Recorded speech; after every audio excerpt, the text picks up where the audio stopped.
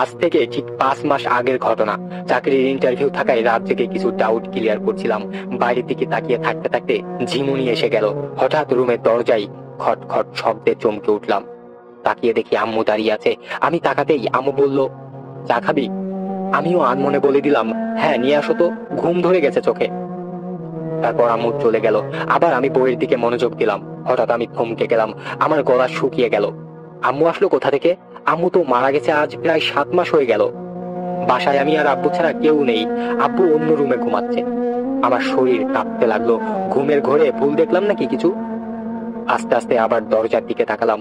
কেউ নেই সেখানে। নিশ্চয় আমার মনের ভুল এটা। একটা দীর্ঘশ্বাস নিয়ে আবার বইয়ের দিকে তাকালাম। হঠাৎ কাপে জানালার শব্দ ভেসে আসলো। এবার আমি সিরিয়াসলি নিলাম বিষয়টা।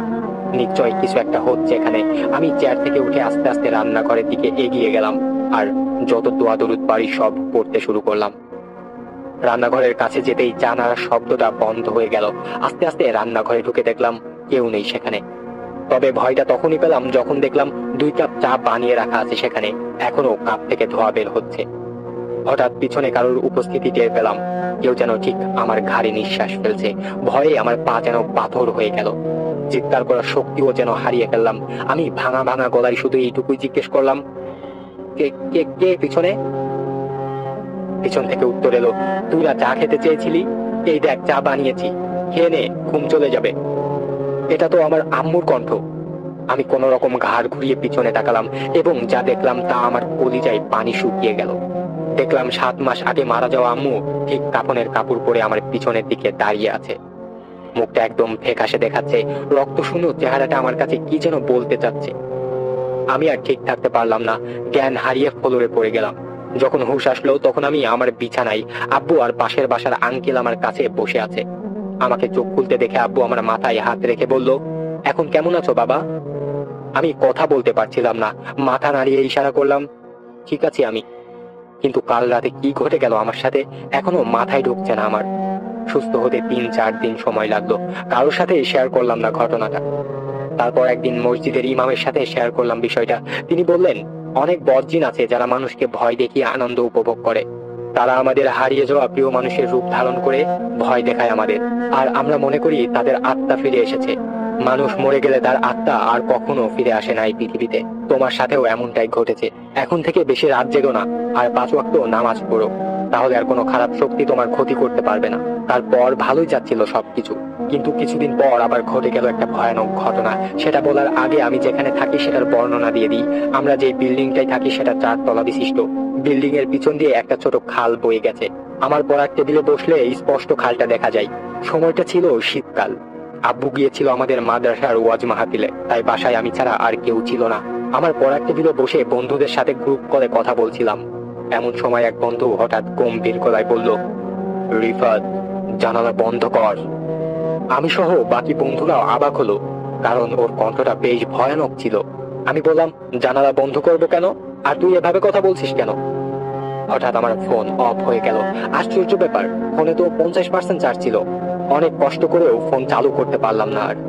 হঠাৎ আমার চোখ গেল জানালা দিয়ে খালের দিকে। ধবধবে সাদা কাপড় পরে কেউ একজন গোসল করছে। এত রাতে কে গোসল করবে? এটা ভাবতে ভাবতে জানালার কপাটটা ধপাস করে বন্ধ হয়ে গেল।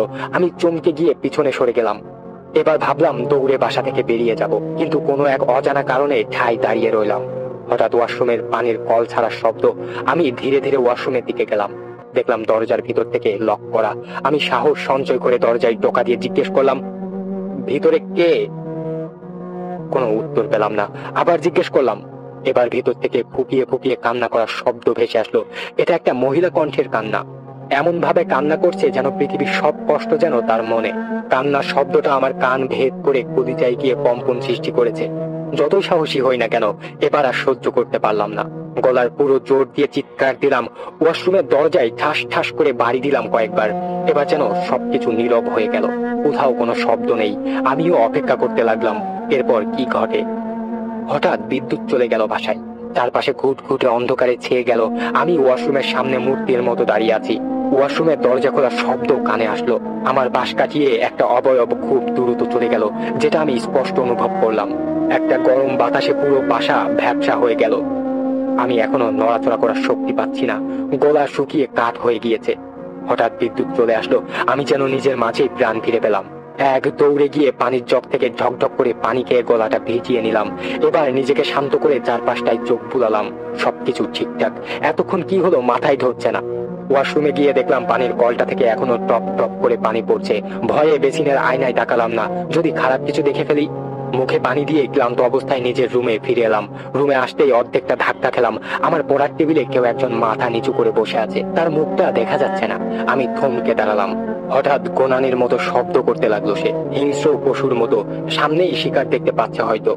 এবার আমি মনে মনে ঠিক করলাম, এক দৌড়ে বাসা থেকে বের হয়ে যাব। যখনই দৌড় দেওয়ার জন্য প্রস্তুত নিলাম, তখনই মেইন দরজায় খট খট আওয়াজ।